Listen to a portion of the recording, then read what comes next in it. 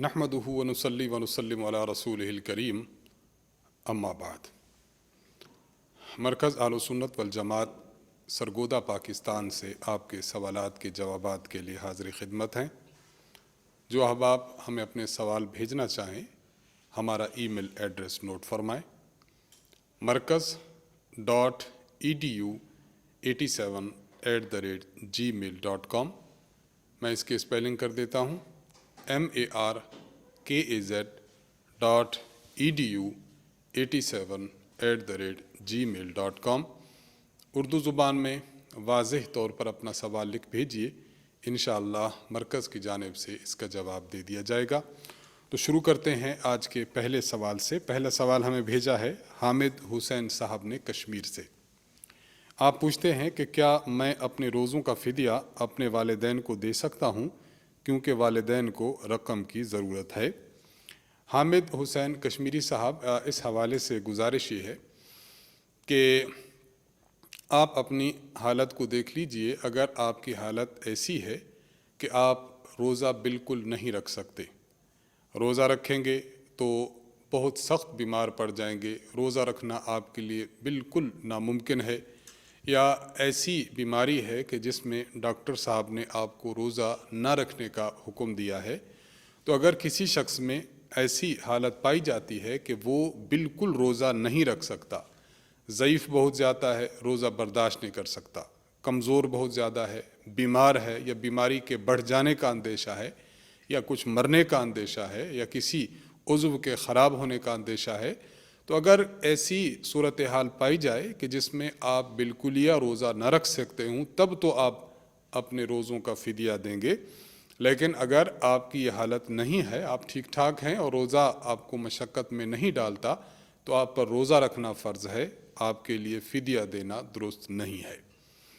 یہ ایک تو مسئلہ یہ سمجھ لیں۔ اور جہاں تک آپ کا دوسرا مسئلہ کہ والدین کو رقم کی ضرورت ہے، ان کو دیا جا سکتا ہے یا نہیں، تو اس بارے میں یہ بات واضح طور پر یاد رکھیں کہ فدیہ کی رقم اس شخص کو دی جا سکتی ہے جسے زکوٰۃ دینا درست ہو۔ والدین ہیں، والدین کو زکوٰۃ دینا جائز نہیں ہے، زکوٰۃ ادا نہیں ہوتی۔ اسی طرح انسان کی اپنی اولاد ہے، بیٹا ہے، بیٹی ہے، پوتا ہے، پوتی ہے، نواسہ نواسی ہے، اپنی اولاد کو زکوٰۃ کی رقم دینا جائز نہیں۔ خاوند اپنی بیوی کو زکوٰۃ کی رقم نہیں دے سکتا، بیوی اپنے خاوند کو زکوٰۃ کی رقم نہیں دے سکتی۔ تو جن افراد کو زکوٰۃ کی رقم دینا جائز ہے، فدیہ انہی کو دینا جائز ہے۔ جہاں تک والدین ہیں تو والدین کا شمار ان لوگوں میں نہیں ہوتا جن کو زکوٰۃ دی جائے۔ اس لیے پہلی بات تو آپ اپنے آپ کو دیکھیں کہ آپ فدیہ دینے کی کنڈیشن میں ہے یا نہیں، اور اگر فدیہ دینے کی کنڈیشن میں ہیں تو پھر آپ فدیہ دے سکتے ہیں، لیکن اپنے والدین کو نہیں دے سکتے، والدین کے علاوہ کسی اور کو دے سکتے ہیں۔ اور اس حوالے سے بطور مشورہ یہ بات عرض کی جاتی ہے کہ والدین کی خدمت آپ ان جیسے مصارف کے بجائے، ان جیسے پیسوں کے بجائے، ان جیسی رقم کے بجائے آپ والدین کی خدمت ویسے کریں۔ والدین کا آپ کی جان پر، آپ کے مال پر حق ہے، لہٰذا ان جیسے رقم کے بجائے آپ والدین کی صاف ستھری رقم سے امداد کریں، اور ان کو جو رقم کی ضرورت ہے تو رقم آپ دیگر ذرائع سے ان کو دیں۔ ان جیسی چیزوں سے، زکوٰۃ سے، صدقات سے، فدیہ سے آپ کے لیے ان کی مدد کرنا جائز نہیں ہے۔ ثقلین عباس صاحب نے کراچی سے سوال پوچھا ہے کہ مجھے دمہ کی بیماری ہے، بعض مرتبہ یہ بیماری بہت بڑھ جاتی ہے اور مجھے مجبوراً انہیلر لینا پڑتا ہے، کیا روزہ کی حالت میں بھی انہیلر استعمال کیا جا سکتا ہے یا نہیں؟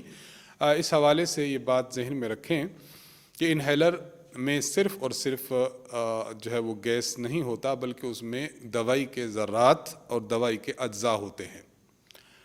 اس لیے آپ کو چونکہ دمہ کی بیماری ہے تو کوشش کریے کہ آپ اس دمہ کی حالت میں جب روزہ رکھیں گے تو آپ برداشت کیجئے، برداشت کرتے رہیے، یعنی انہیلر کا استعمال کرنے کی آپ کو نوبت نہ آئے۔ حتی الامکان کوشش کیجئے، بعض مرتبہ بیماری تھوڑی کم ہوتی ہے، انسان تھوڑی سی صبر کرے، برداشت کرے، تو پھر وہ اچھے طریقے سے روزہ مکمل کر سکتا ہے۔ تو اگر صورتحال ایسی ہے کہ روزہ آپ نے رکھ لیا، روزہ رکھنے کے بعد آپ کو انہیلر استعمال کرنے کی تھوڑی نوبت آئی ہے، یعنی ضرورت تھوڑی پڑی ہے اور آپ نے اس کو ایک طرف کرتے ہوئے انہیلر استعمال نہیں کیا تو یہ درست ہے۔ اور اگر آپ کی بیماری اس درجہ بڑھ جائے کہ انہیلر کے استعمال کے سوا چارہ کار نہ ہو تو پھر مجبوری کی حالت میں انہیلر استعمال کر لیں، لیکن رمضان کے بعد پھر اس ایک روزے کی آپ قضا کر لیں۔ یہ مسئلہ آپ کی خدمت میں ہم عرض کر دے رہے ہیں۔ سوال پوچھنے والے نے اپنا نام نہیں لکھا۔ سوال یہ ہے کہ اگر روزہ کی حالت میں عورت کو ایام شروع ہو جائیں تو روزے کا کیا حکم ہے؟ کیا وہ اس حالت میں کچھ کھا پی سکتی ہے یا روزہ داروں کی طرح رہنا ضروری ہے کہ نہ کچھ کھائے نہ کچھ پیے؟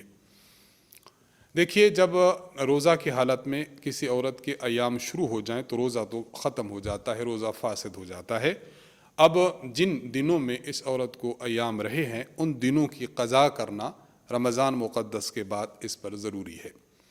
باقی جن دنوں میں ایام آ چکے ہیں یا جس دن ایام آئے ہیں یا باقی دن جس میں ایام ہوں گے، ان میں عورت کے لیے اجازت ہے کہ وہ عورت کھا پی سکتی ہے، لیکن بہتر یہی ہے کہ وہ عورت سب کے سامنے کھائے اور نہ پیے، بلکہ چھپ کر الگ ہو کر کھانا پینا چاہے تو کھا سکتی ہے۔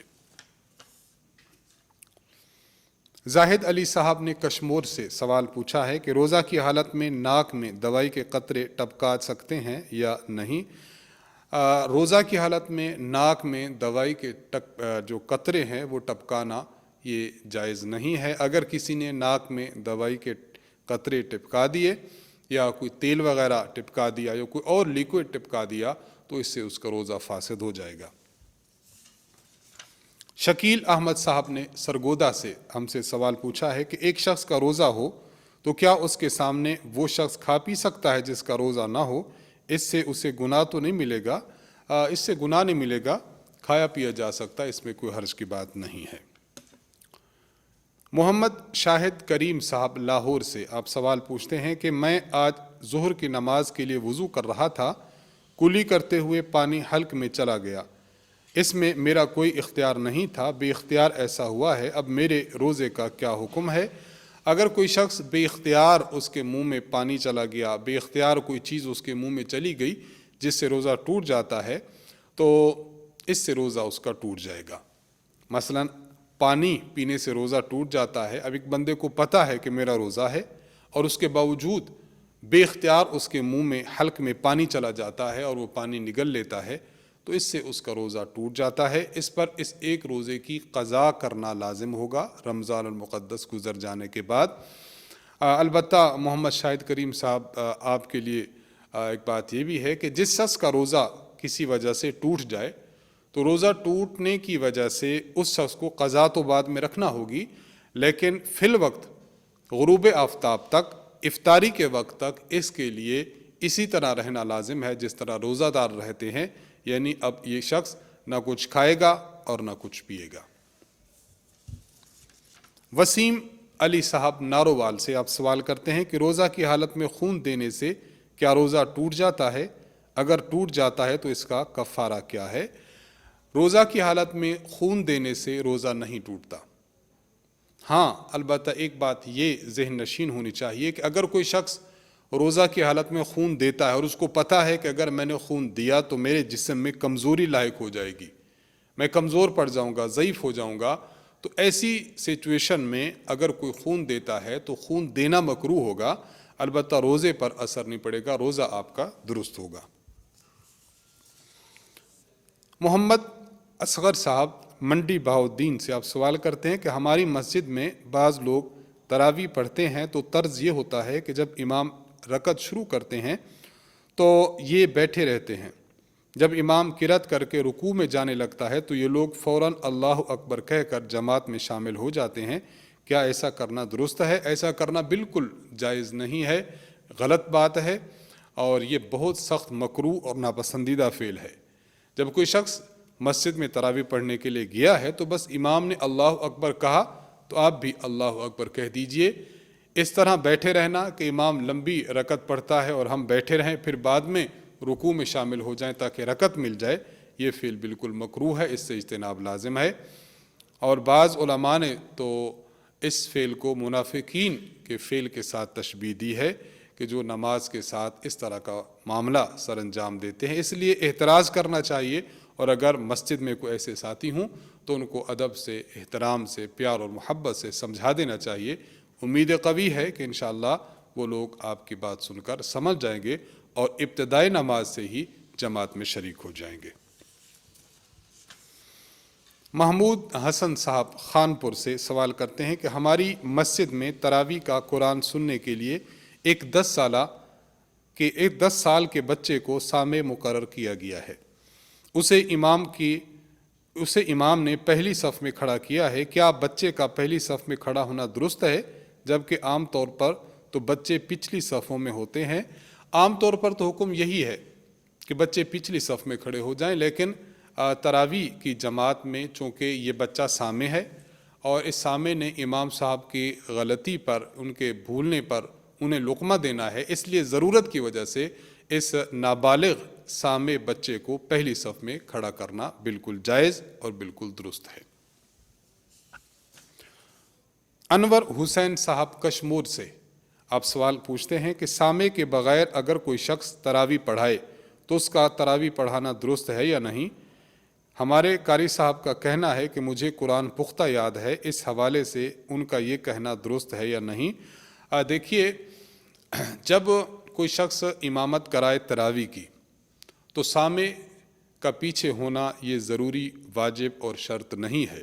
سامع کے بغیر بھی کوئی شخص تراویح پڑھانا چاہے تو بالکل جائز اور بالکل درست ہے۔ جس طرح آپ کے قاری صاحب کا یہ کہنا ہے کہ مجھے قرآن پختہ یاد ہے تو بالکل درست ہے۔ سامع جو کھڑا کیا جاتا ہے صرف اور صرف اس احتیاط کے پیش نظر کہ اگر امام صاحب کو کہیں متشابہ لگتا ہے یا اس کو کوئی غلطی ہوتی ہے یا وہ کسی مقام پر بھولتا ہے تو سامع اس کو لقمہ دے دے اور اس کی تلاوت اور قرأت کو درست کر دے۔ اگر کسی شخص کی قرأت بالکل پختہ ہے تو بالکل سامع کی ضرورت نہیں ہے۔ ہاں، البتہ یہ ہے کہ جہاں پر کوئی شخص بغیر سامع کے تراویح پڑھا رہا ہے تو اگر کسی مقام پر وہ بھولتا ہے تو اس کو چاہیے کہ زیادہ اگر بھول رہا ہے تو پھر سلام پھیر دے، یعنی رکعت مکمل کرے، رکعت مکمل کر کے سلام پھیرے اور اس کے بعد وہ قرآن مجید دیکھ لے اور جہاں سے اس کو کوئی سہو لگا ہے اپنی قرأت کو وہ پھر درست کر لیا کرے۔ تو یوں کر کے اگر کوئی شخص پڑھانا چاہے تو بالکل اجازت ہے۔ بہرحال سامع کا قاری صاحب کے پیچھے ہونا یہ بطور احتیاط کے ہے، فرض اور واجب نہیں ہے۔ پختہ کار قاری اگر بغیر سامع کے اپنی تراویح پڑھاتا ہے تو بالکل جائز ہے، اس پر کسی قسم کا اشکال نہیں کرنا چاہیے۔ محمد حسین صاحب کراچی سے آپ سوال پوچھتے ہیں کہ ایک شخص عذر کی وجہ سے روزہ نہیں رکھ سکتا، وہ اس کا فدیہ دیتا ہے، آیا وہ تراویح بھی پڑھے یا نہیں؟ دیکھیں، یہ بات لوگوں میں غلط مشہور ہے کہ جس شخص نے روزہ نہیں رکھنا کسی عذر کی پیش نظر تو وہ تراویح بھی نہ پڑھے، ایسی بات نہیں ہے۔ تراویح مستقل عبادت ہے اور روزہ مستقل عبادت ہے۔ تراویح یہ روزے کے تابع نہیں ہے کہ روزہ نہیں رکھ سکا کسی مجبوری کے پیش نظر تو وہ تراویح بھی نہ پڑھے، ایسی بات نہیں ہے۔ اس لیے اگر کوئی شخص عذر کی وجہ سے روزہ نہیں رکھ سکتا تو اس کو تو فدیہ دے گا، البتہ تراویح وہ پڑھ سکتا ہے تو اس کو تراویح پڑھنی چاہیے۔ بلا عذر اگر کوئی تراویح چھوڑتا ہے تو تراویح چھوڑنے کی وجہ سے سنت موقدہ چھوڑنے کا گناہ اس شخص کو ضرور ملے گا، اس لیے اس بارے میں بالکل واضح طور پر سمجھنا چاہیے۔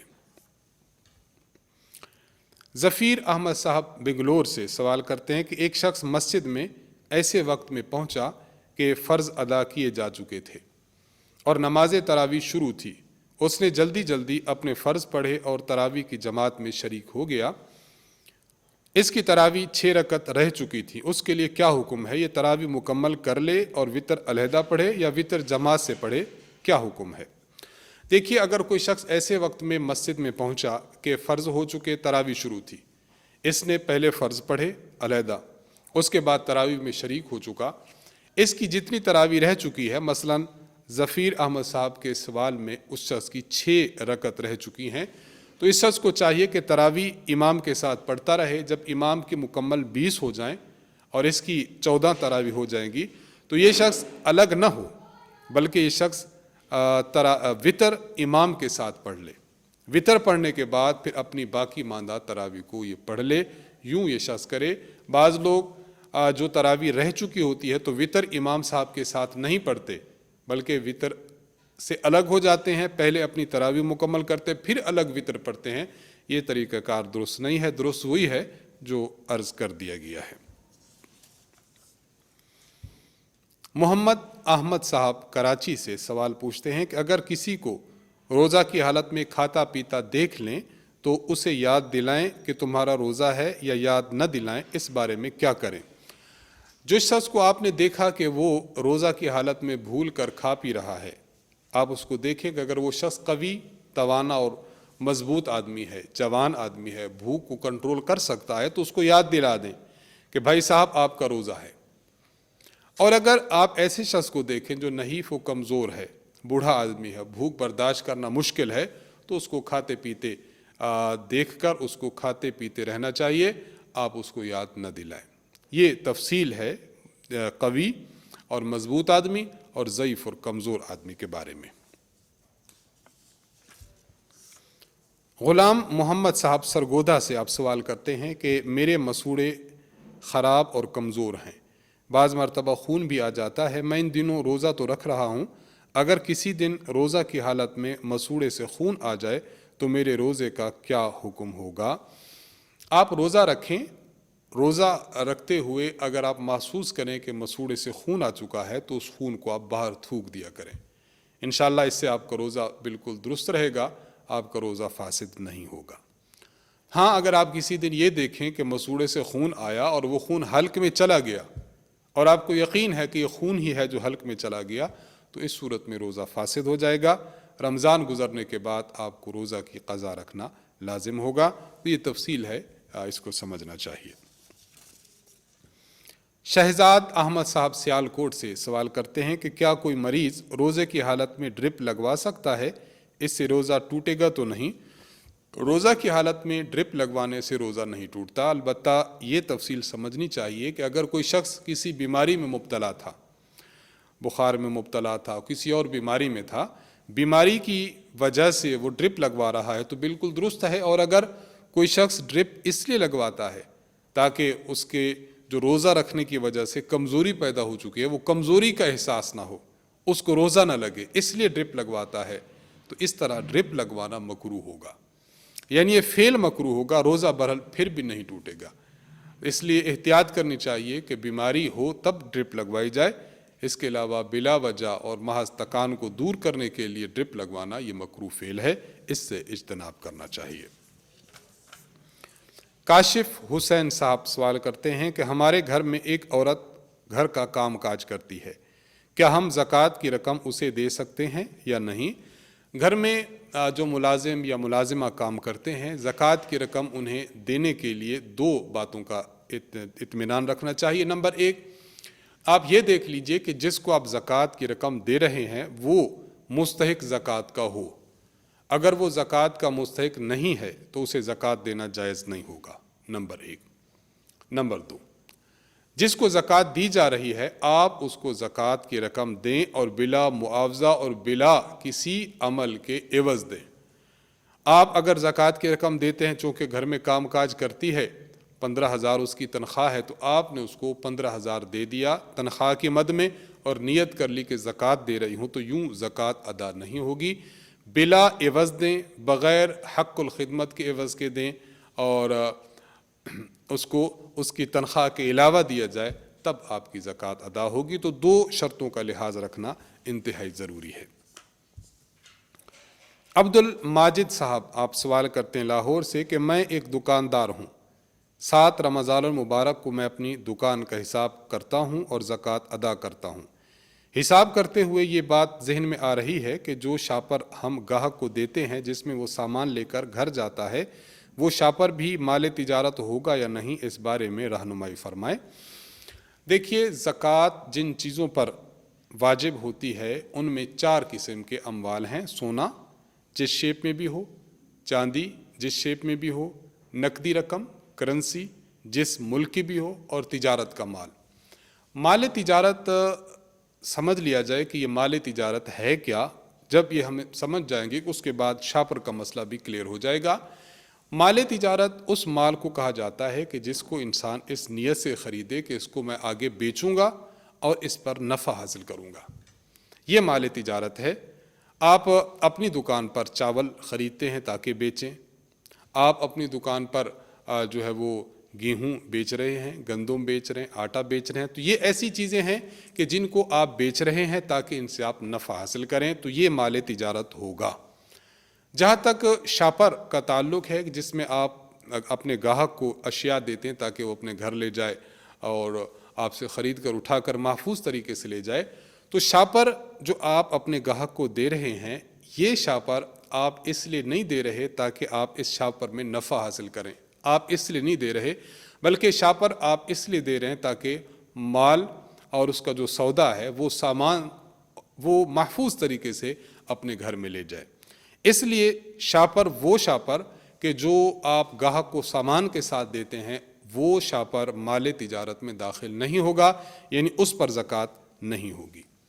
ہاں البتہ یہ بات ذہن میں رکھ لیں کہ بعض دکانوں پر خود شاپر کو آپ سیل کرتے ہیں، شاپر موجود ہیں، آپ نے ان کو لیا اور آپ نے اس کو سیل کیا ہے، اور شاپر وہاں گاہک کو دینے کا جو مقصد ہوتا ہے وہ شاپر میں نفع حاصل کرنا ہوتا ہے، اس لیے اس قسم کے شاپروں کو آپ مال تجارت میں شامل کریں گے اور مال تجارت کے اس پر آپ زکوٰۃ ادا کریں گے۔ تو شاپروں کے استعمال میں دیکھ لیا جائے، اگر شاپر گاہک کو اس لیے دیا جائے کہ محفوظ طریقے سے سامان گھر لے جائے، اب اس شاپر میں زکوٰۃ نہیں، اور اگر آپ نے شاپر رکھے ہی فروخت کرنے کے لیے ہیں اور نفع کمانے کے لیے ہیں تو اب ان شاپروں پر زکوٰۃ ہوگی، ان کو مال تجارت میں شامل کر کے زکوٰۃ ادا کی جائے گی۔ رفیق احمد صاحب دہلی انڈیا سے سوال کرتے ہیں کہ کیا نابالغ بچہ تراویح پڑھا سکتا ہے یا نہیں، اس کی وضاحت فرما دیں، جزاک اللہ خیرہ۔ دیکھیے، نابالغ بچہ تراویح نہیں پڑھا سکتا، فرض نہیں پڑھا سکتا، واجب نہیں پڑھا سکتا، سنت مؤکدہ نہیں پڑھا سکتا۔ تراویح سنت مؤکدہ ہے، اس لیے تراویح کا امام نابالغ بچہ نہیں بن سکتا۔ دو دلیلیں اس پر ہم عرض کرنا چاہیں گے۔ کتاب المصاحف میں امام ابن ابی داؤد رحمہ اللہ نے ایک روایت نقل کی حضرت عبداللہ بن عباس رضی اللہ عنہما سے۔ حضرت عبداللہ بن عباس رضی اللہ عنہما فرماتے ہیں، نہانا امیر المؤمنین عمر رضی اللہ عنہ ان نؤم الناس فی المصحف۔ حضرت عمر بن خطاب رضی اللہ عنہ نے ہمیں اس بات سے منع فرمایا کہ آپ تراویح میں قرآن دیکھ کر پڑھیں، اس سے منع فرمایا۔ اور دوسرا، وَنَهَانَا أَن يَؤُمَّنَا إِلَّا الْمُحْتَلِمُ، اور ہمیں اس بات سے بھی منع فرمایا کہ کوئی نابالغ تراویح پڑھائے۔ اس سے معلوم ہوا کہ تراویح کے لیے بلوغ ضروری ہے۔ نمبر 2، نیل الاوتار میں علامہ شوکانی صاحب نے لکھا ہے حضرت عبداللہ بن مسعود رضی اللہ تعالی عنہ کے حوالے سے کہ ابن مسعود رضی اللہ عنہ فرماتے ہیں، لا یؤم الغلام حتی تجب علیہ الحدود، بچہ جب تک بالغ نہ ہو جائے اس وقت تک امامت نہ کرے۔ یہ دو روایات اس بات کی دلیل ہیں کہ نماز تراویح ہو یا نماز جو بھی نماز ہو کہ جس میں فرض ہے، واجب ہے، سنت مؤکدہ ہے، وہ پڑھانی مقصود ہے، تو اس میں امام کا بالغ ہونا ضروری ہے۔ اس لیے آپ کا سوال کہ نابالغ بچہ تراویح پڑھا سکتا ہے، تو جواب واضح ہے کہ نابالغ بچہ تراویح نہیں پڑھا سکتا۔ اور بلوغ کے متعلق یہ بات سمجھ لی جائے کہ لڑکا عام طور پر 12 سال کی عمر میں بالغ ہو جاتا ہے، یعنی قمری اعتبار سے، چاند کے اعتبار سے 12 سال مکمل ہو جائیں، 13ویں سال میں شروع ہو جائے تو عموماً اس وقت بالغ ہو جاتا ہے۔ اور اگر اس وقت بالغ نہیں ہوا، علامات بلوغ کے بچے کو احتلام ہونا شروع ہو جائے، یہ بالغ ہو جاتا ہے۔ اگر کوئی بچہ بالغ نہیں ہوا تو قمری اعتبار سے، چاند کے اعتبار سے، اگر اس کے جو وقت ہے، اس کی جو عمر ہے وہ 15 سال مکمل ہو چکے اور 16ویں سال میں وہ شروع ہو چکا ہو، اب یہ شرعاً بالغ سمجھا جائے گا، اگرچہ علامت بلوغ اس میں نہ پائی جائے، تو نابالغ بچہ تراویح نہیں پڑھا سکتا۔ شاہ نواز صاحب ملتان سے سوال کرتے ہیں کہ میری والدہ کی آنکھ کا آپریشن ہوا ہے، ڈاکٹر نے آنکھ میں ڈالنے کے لیے قطرے دیے ہیں، تو کیا روزے کی حالت میں آنکھ میں دوائی ڈال سکتے ہیں یا نہیں؟ اگر ان قطروں کا حلق میں ذائقہ محسوس ہوتا ہو تب بھی کیا حکم ہے؟ مطلع فرمائے، جزاک اللہ خیرہ۔ سنن ابن ماجہ میں حدیث نمبر 1678، حضرت عائشہ صدیقہ رضی اللہ عنہا ارشاد فرماتی ہیں اکتحل رسول اللہ صلی اللہ علیہ وسلم وهو صائم، حضور علیہ الصلوۃ والسلام نے روزہ کی حالت میں سرما اپنی آنکھ میں ڈالا۔ جب انسان آنکھ میں سرما ڈالتا ہے تو ظاہری بات ہے کہ سرما کے کچھ اجزاء مسامات کے ذریعے حلق میں پہنچ آتے ہیں۔ روزہ کی حالت میں نبی علیہ السلام کا سرما ڈالنا اس بات کی دلیل ہے کہ روزہ کی حالت میں آنکھ میں قطرے، دوائی، سرما ڈالا جا سکتا ہے، اگرچہ اس کا ذائقہ حلق میں بھی محسوس ہو تب بھی روزہ نہیں ٹوٹے گا۔ آخری سوال ہم سے پوچھا ہے محمد عبداللہ محسود صاحب نے امارات سے۔ آپ پوچھتے ہیں کہ میں نے ایک پلاٹ ذاتی رہائش کے لیے خریدا ہے، اس کی موجودہ قیمت 35 لاکھ ہے، 10 لاکھ روپے دینا ابھی باقی ہیں۔ اس حوالے سے میرا سوال یہ ہے کہ دو سوال ہیں۔ نمبر ایک، اس پلاٹ پر زکوٰۃ کتنی ہوگی؟ دیکھیے یہ پلاٹ چونکہ آپ نے خریدا ہے رہائش کے لیے، اس لیے اس پلاٹ پر زکوٰۃ نہیں ہوگی۔ نمبر دو، جو قرض میرے ذمہ ہے یعنی 10 لاکھ روپے، اس پر بھی زکوٰۃ ہوگی یا اس کی کیا صورت ہوگی؟ جو ذمہ آپ کے قرض ہے، آپ اپنی مجموعی مالیت کو جمع کریں، سونا ہے، چاندی ہے، نقدی رقم ہے، تجارت کا مال ہے، جو بھی آپ کے پاس موجود ہے سب جمع کریں گے۔ اس میں سے یہ جو 10 لاکھ روپے آپ کے ذمہ قرض ہیں پلاٹ کے، آپ اس کو مائنس کر دیں گے، باقی جو رقم بچے گی اس کو دیکھیں گے کہ وہ قابل زکوٰۃ ہے، یعنی اس کی قیمت 52.5 تولہ چاندی کی قیمت کے برابر ہے، تب اس پر زکوٰۃ دیں گے، وگرنہ اس پر زکوٰۃ نہیں دیں گے۔ تو انہی سوالات کے جوابات کے ساتھ ہمارے آج کی اس نشست کا اختتام ہوتا ہے۔ اللہ تعالیٰ سے دعا ہے کہ اللہ تعالیٰ ہمیں شریعت مطہرہ پر صحیح طریقہ سے عمل کرنے کی توفیق بخشے۔ مرکز اہل سنت والجماعت، ہمارے استاذ محترم، ہمارے احناف میڈیا سروسز کی ٹیم کو اپنی خصوصی دعاؤں میں یاد رکھیے۔ وآخر دعوانا ان الحمد للہ رب العالمین۔